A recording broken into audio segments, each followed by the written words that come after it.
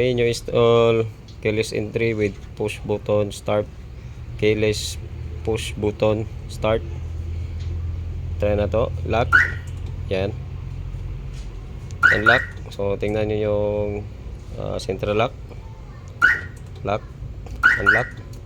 So pwede din siya gamitin sa push start, keyless. So pwede natin i-start na naka keyless. So yan, long press, lock, long press nyo lang, wait to 3 to 4 seconds. Yan. So iba na talaga yung teknolohiya ngayon. So actually marami na kami nalagay nito. Bali ngayon lang i-vlog kasi first time ko naglagay dito sa aking mid to order. Additional pala ito ng client. So yan, buyan mo. So yan, ayos. Yan.